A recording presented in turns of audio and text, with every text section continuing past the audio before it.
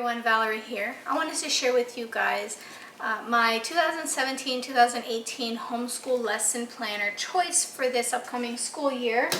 Last year I did a complete DIY lesson planner, and I will have the link below of that planner that I shared at the beginning of the year, going through it and the organization, and then also the video that I shared most recently, or at the ending of that year, at the beginning of the summer, which kind of did like a review / overview on how it worked for me and my boys.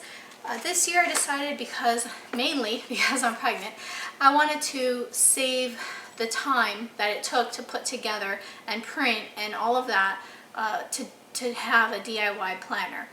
While it is 100% customizable because you're making it yourself, it does take time and effort to find these pages and then put them together and all of that. And I just don't want to have to deal with that, having a newborn into the beginning of our school year next year, and being 8 and 9 months pregnant in the summer, having to plan and go over all their curriculum getting ready for next school year.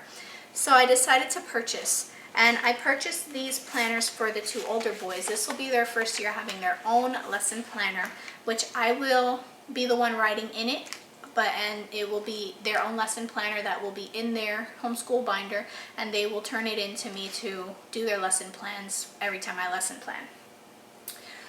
So I got these. They were off of rainbowresource.com. They were like $2 and some change each, and they're very simple and I like them for them. So I will go into detail. This is called the number 40 weekly assignment book. Very simple for the boys. They're very plain and simple on the inside too, just to give a quick glance. They're not elaborate, they're not colorful, they're not distracting.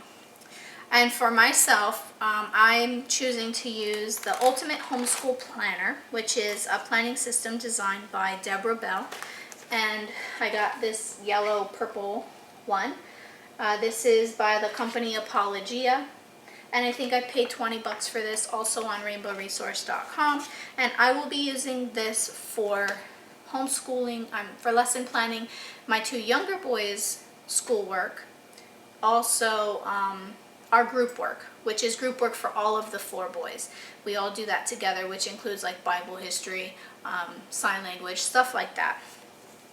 So I'll be using it for that, and I'm going to go ahead and flip the camera around and quickly go through each of these so that you can see like how they look and how I'll use them, or how I plan on using them. And then at the end of this school year, I will again do like kind of an overview and how they worked for us this year video. So keep an eye out for that at the end of the school year. Okay, so quickly let's go into one of these planners here. In the very front page, it had a class schedule, which I changed. It kind of seemed like this was for like a public school kid, where you can write down your subject, your teacher, what period it was, what room number. We don't need that. We're in homeschool. Our room number is our address. Our subject is whatever subject we're working on. And our classroom is the dining room, living room, or bedroom, or outside, or at the zoo, or at grandma's, wherever we are. So I made this into their reading list, and if they need extra space, they can just continue on here, which is just the very back of the front cover. And then here, I'll show you a blank one real quick. This is their weekly spread, and it has the subject, assignment, and these checklists, which I'm not going to use the way they suggest. I'm going to first have them check off when they've completed their assignment here, and then when I visually check their work that they did it, I will check the second box, and then when I grade or actually check their answers, I will check the third box. So they will only be dealing with this one box. That's all they will write. I will write their assignment and the subject, and I will be checking and grading. They will only write here. So I made a mock spread of the first 2 weeks, and I chose to write the date of that week, the week number, and then the date of each day down next to the day, and then their subject, their assignment for that day for that subject, and then like I said, they will check it off as they do it. So there's 40 weeks of these spreads. At the end of that, they have a project, special projects for each month from September through June. We actually start school in August. August through June, the very end of August, like the last week of August until like the first or second week of June usually. So I'm not sure if we'll use this. We'll see how it goes throughout the year. Here they have extracurricular activities. This I may list because they do wrestling, and they also, this year they've been, last school year, they also did a weekly guitar lesson, which was in our house, but we had a friend of ours whose son plays guitar that he came and taught them some stuff. So we may do that for their extracurricular activities. But I usually keep this kind of information in my teacher planner. So we may or may not put that in here. I think it just might be easier to have all of that in this teacher planner, so that way when we're going over our annual review, I'll have it all in one place instead of having to flip back and forth between 3 lesson planners. This I mainly wanted for their actual week of lesson planner, and I liked that it's hole punch, so it can go right in their 3-ring binder with their schoolwork. So after this extracurriculars page, we have a schedule of school events, and this is like an annual overview. Again, this started from September to June, but we start in August, so I actually widened it out and changed it to fit for us, and I wrote in the days we will for sure be having our breaks from school. Here you can see we usually have a break like every 5 to 6 weeks, so I put that in that I already knew we were going to be doing. Here we have a parent-teacher review. Again, since we're homeschooling, I am the parent and I am the teacher. We may not really use this, but if we need it for an extra reading list, we can just write it on there. Or maybe what we can do is write in some goals, and then at the end of the year, write in the progress and how we achieved or didn't achieve that goal. So we will see how these pages will be used throughout the year.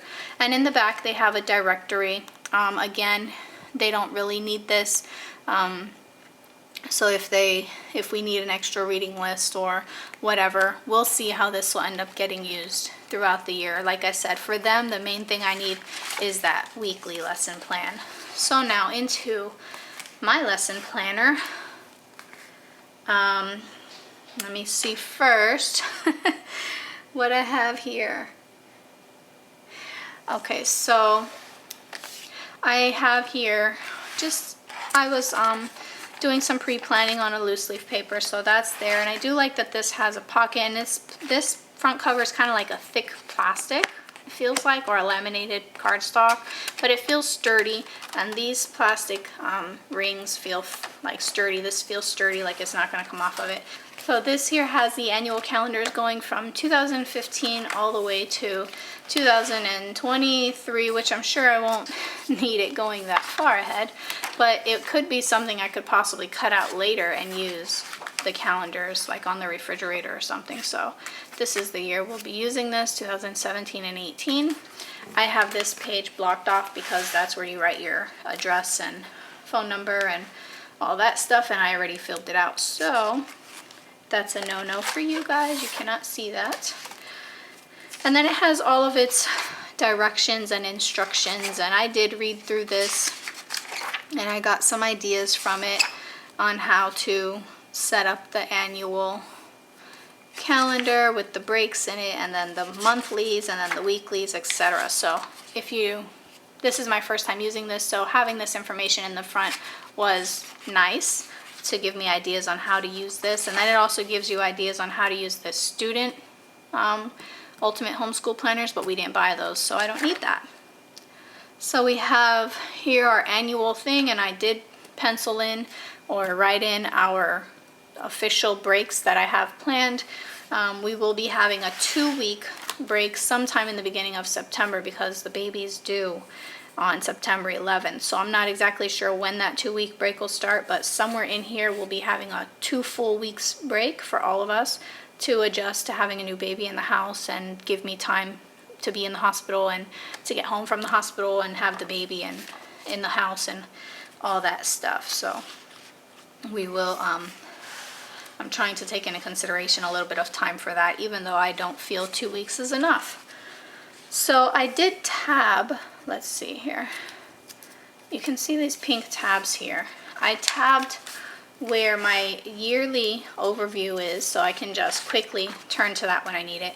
And then our goals, which I haven't written anything yet, but we may do for each of the children, character and academic goals, and then maybe like on half of it, so like on this side, and then at the end of the year, how they achieved it or didn't achieve it and what we can work on still for the next year. And then the next one I have is resources. This I will list their curriculum for each child, what their total full curriculum is for that year. So all the books they'll be using for each subject, any outsourcing, like I said, they had a guitar lesson every week, so I'll write that there, and that's what those pages. Then I have the monthly, and this will move each month, obviously. So the first month is August, and I have our first day of school. I was considering starting it on the 7th, but my husband said no. He felt like I was robbing them of some of their summer, so I'm going to put it back to starting on the 21st, which is when I originally planned it. So we will be starting school on the 21st. And then I have where my week will be, and this obviously will move every week as well. And I did kind of a mock spread on here for like the first Monday of assignments. Let's see if I can zoom you guys in a bit. First, I have the week in a box, so it's the first week, and then that's the date. And then I have the days of the week listed across the top with an extra column blank. It has notes, supplies, and appointments on the side, but I don't know if I'm gonna use that appointment section there. I might just continue that with like this whole top being for notes and then this whole top being for supplies or library books that are needed or whatever, because I have on the very top rows to go and to do. So I'm planning on combining this with not only homeschool but also our family calendar or personal calendar as well, because it became so overwhelming to have 2 different planners to have to maintain and correlate and run throughout the year that I just am sick of having 2 planners. I need everything together. So if we have any appointments on any of these given days, they will go in the to-go. And if I have any to-dos like clean kitchen, whatever, it will go there. And then in the next boxes I have my 2 little ones and their subject here. So I have math, language arts, penmanship, spelling, and Spanish. They will be starting Spanish next year. Very like games, something very simple at their level. And then the assignment. So that'll be for Monday for them independently. And then under that I have their work that they usually do together, which is science, reading. I'll be doing Money Matters for Kids with them, and then music, they'll be learning the recorder. So, and then under that I have the group work, which is all 4 of the boys that we do together, and we usually do silent reading, Bible, history, sign language, and a read aloud. We do all of that together, and I'll try to do this at least 3 times a week at the minimum, if not the 5 days throughout the week. We used to do it 5 days a week, but because my youngest has an autoimmune problem where he was losing his hair in patches, it's called alopecia areata, he has an appointment 2 times a week that we have to drive like 45 minutes one way to get to, so that cut into our school time. So I had to cut back group work to 3 times a week on those days that we didn't have his appointment. So I'm not sure if it'll continue like that into the beginning of next year or not, so that's still open. But the goal is a minimum of 3 days a week, whether it's Monday, Wednesday, Friday, Saturday, Sunday, Monday, it doesn't matter what 3 days. Sometime in that week I want to try to have at least 3 days of group work done, so that we're making progress, especially on our history and our sign language. Those are our 2 official subjects that we do in group work. Read aloud is more like entertainment. I read a fiction book that they all enjoy, and I read it aloud to them so they can just sit and listen. Silent reading, they do all the time, every day, on their own and instructed by me. And Bible, we're constantly teaching them biblical things and reading the Bible with them and doing studies. So those are just normal in our lifestyle. But history and sign language are pretty much only ever done in group work, which is why I want to definitely be diligent about getting that in 3 times a week. So this planner, like the child's planner that I'm using, does have 40 weeks. Actually, I think it has the full 52 weeks of this layout that I can do for homeschool. If you choose to homeschool year round, this would be great for you. But on those weeks off, I won't be having a spread, obviously, because it'll be mostly blank if we have a week off. So if we have about 6 or 7 of those weeks where we don't have school in the school year, that's 6 or 7 of these spreads that I'll have extra.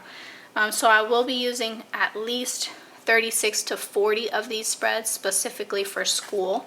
And what I decided to do with the extras was use it as like my monthly YouTube editorial calendar. And I just put a little tab here with a YT so I can open up. And I made it into a month instead of a week. So I put the month at the top, August 2017, with the days along the top, Monday through Friday, plus 1 column for the weekend.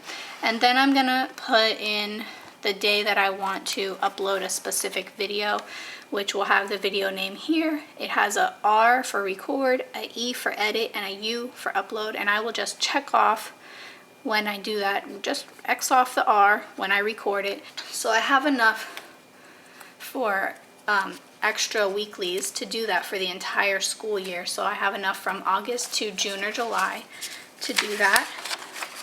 And then after the weeklies, every weekly before the actual weekly layout, you have this spread.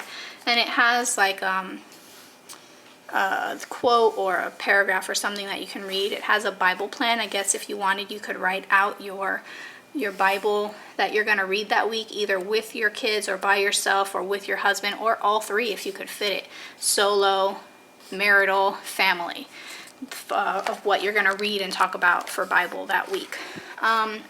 And then your battle plan, you can choose to write like a fighter verse or an inspirational quote. You can write a prayer list here if you choose, and you can write any ways that you and your family might reach out, do an outreach activity or hospitality. Maybe you're going to host a Bible study in your house that week, or maybe you're going to go feed the homeless at the homeless shelter that week. You can write it out, what you're going to do, and then maybe like your experience and what you learned from it afterwards. And then on this side, it has this week's memorable moments at the top. So you can just write in some funny quotes that your kids might have said, or things that they achieved, if they did excellent on a test or they graduated on a subject. Like my kids graduate subjects in the middle of the year and then they continue to the next grade level in that subject for the rest of the year. You can choose to do that there if you want. And then at the bottom it has evidences of grace. So I guess this is like if you guys were struggling financially and someone randomly gave you a blessing of a monetary gift that you weren't expecting. You know, God provided for you that month with providing your rent money, or your, some hand-me-down clothes that you desperately needed clothes for your kids or something, and you just couldn't afford to go get it, and someone gave you a big bag of clothes and they fit your kids. God blessed you in that way and he provided for you. So just some evidences of God's grace and faithfulness and protection, and how you see him working in your lives and your kids' lives. You can even have your kids write that here too sometime. So after these weekly spreads in this planner, let's see where they end here. I have a records list.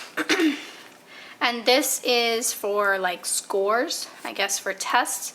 I may or may not use this because I don't think there's enough space, especially if I do it for like each subject. So if I choose to do math scores, Spanish scores, and spelling scores, all for one student, then I don't know, I just don't know if it'll be enough space. So I'll see if I utilize this throughout the year. I'll try, but if it doesn't work for me, then I'm not going to stress it. So I do have that, and that is on these 2 pages, and then behind that you have their reading list.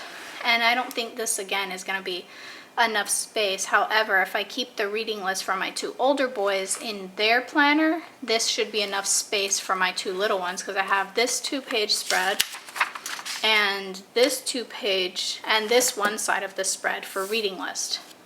So I could do 3 columns for each of the 2 little ones for their reading list. Then on this side we have field trips and outside activities. We don't usually do that many field trips or outside activities, and if we do, I usually write it on the day that we do it. So if anything, let me see, yeah, this might also turn into a reading list, so that they can, because my 2 little ones read a lot, like 80 to 150 books each school year, because they're not reading novels yet. They're reading smaller library books that are like storybooks or factual books, like they're learning about whales or crocodiles, that kind of stuff, and they read a lot of them. So this may turn into an extra reading list. And then on the back there's 2 more spreads of field trips. So again, this side may turn into an extra reading list, and this side may turn into the field trip list, because I think realistically only one of these columns will be enough for our field trip list, because outside activities are things to me that are kind of consistent and on a weekly basis, not really like once in a while. So I will be tweaking this throughout the year. And then here in the end it has a checklist for raising an independent learner, and it gives tips and suggestions on how to transition your child from you planning all of their stuff for them to slowly having them be more involved in the planning and responsibility of their education for themselves. So that way by the time they're in the upper grades of high school, they can pretty much plan their own subjects, choose their own subjects, take their annual book and break it down into months and then into weeks and then into days, so that they can do it themselves, because that's what they're going to have to do with college anyway. So you do want to slowly get them to that point of being independent. Here it has some tips and points on motivating the reluctant learner, and this is good reading material. If you haven't read it and you have this, definitely read through it at least once. Here it talks about learning styles and thinking skills. On this side it has 20 power tools of learning from the Study Smart Student Toolkit. So it has a parent's guide to the Study Smart Student Toolkit. These just say that these are teaching tips, so there's another thing to read. Back here it has a high school planning guide, which I think I may be using next summer at the end of the school year, because my 8th grader will be finishing 8th grade and he'll be going into high school in 2018-2019, so I will be needing to do something like this to start getting prepared for his high school and dealing with credits and requirements and all of that. Behind that it has a 2-page spread year-end review where you can summarize the progress made by each child and goals that were reached and answered prayers that God answered and evidence of growth in your children throughout the year. So these are just some notes. You don't have to use it for that, but you can. Behind that it has another page of just general notes, and then it has a bibliography for, I guess, all of the quotes and notes and whatnot that it has throughout this book, and about the lady who created this planner. Her name is Deborah Bell. It has some info on her here. And then I guess these are the some more things that she has created and sells. The Ultimate Guide to Homeschooling, the Ultimate Guide to Homeschooling Teens, and so forth. And there's another pocket back here, which I have our Rainbow Resource receipt of all the curriculum that I purchased for the school year, and I'm going to keep that there throughout the year, along with any papers and notes that I have already written. And then for my pen and pencil, I have a black ink refill in this pen, and then I use my pencil for writing all of their lesson plans. This one is more for like writing in birthdays, holidays, or whatever. And for lesson plans, I definitely use pencil because there's lots of erasing when days change or when days are more busy than I thought they would be and they can't do as much work as I thought they could. So stay flexible. So I hope you enjoyed that walkthrough of the planners that we are planning to use this year. If you are a teacher, public school, private school, it doesn't matter, homeschooler, and you have a planner that you love or that you're using, or just a video of another planner that you would like to share, I would definitely like to see it. You can post it below, let me know where I can find it, and others as well. Other people might want to know and look into some different planners to see what may work for them as well. Whether they're homeschoolers or public school teachers or private school teachers, it doesn't matter, any kind of teacher.